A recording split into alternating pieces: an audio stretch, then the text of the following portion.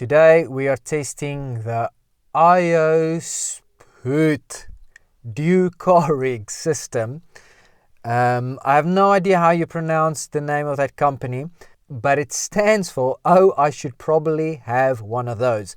And you definitely want one of these if you are involved in indie filmmaking, especially the sound department. This is going to come in very handy. I've used this on multiple sets, and so far it is by far my favorite way to acquire audio in a car that is either standing still or moving, whether it's driving on the road or on some sort of low loader rig.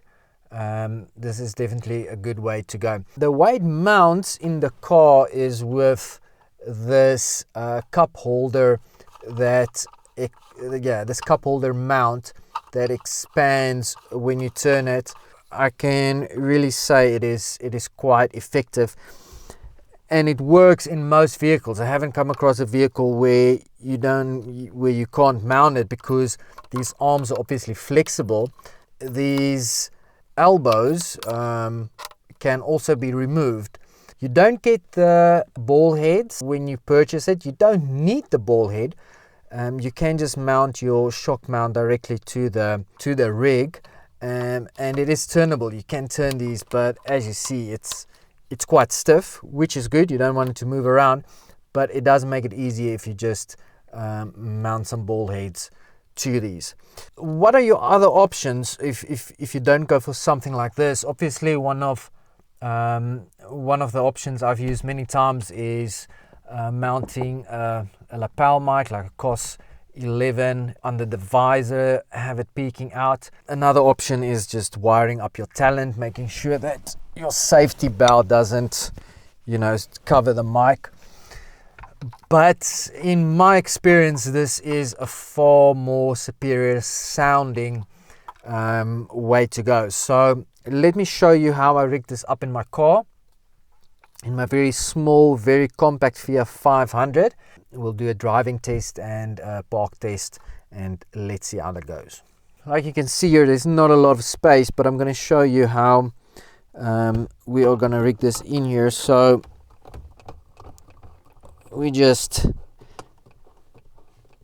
fasten this cup holder mounting thing, and then it's obviously important for you to maneuver these gorilla arms. Try to position your microphone so that the pickup pattern catches your talent. Try to keep some of the smaller details in mind, like you obviously don't want your talent to cover the microphone with the elbow when they're driving. You want to rig this so that nothing's touching your car, especially if it's a moving vehicle. You don't want your talent to bump it by accident. Really easy to mount these. Okay, we're set up. We have our Rode NT5 set up actually in the passenger position, but the microphone is pointing at us. And then we have the Audio Technica 4053B set up in the driver position, also pointing at me, and both of these are recording into the Zoom F6 recorder. So this will give you an idea of what this setup sounds like in a still standing car. Let's roll the engine and hear what it sounds like when we are driving, shall we? So no doubt there is going to be some engine noise and road noise that you're going to pick up, especially depending on the speed you drive at, but that is something that all productions have to deal with. If you have the option to shoot on something like a low bed, it's gonna reduce those road noises a lot. Yes, and hopefully this sounds pretty good. I'm not going to go too far. hopefully this gives you a good idea of the kind of audio you can get with this Dio car rig.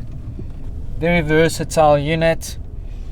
I highly recommend it, and it will definitely take your car audio to the next level. Fantastic. So that was our look at the Dio car rig from, oh, I should probably have one of those. I'm not going to try and pronounce the abbreviation.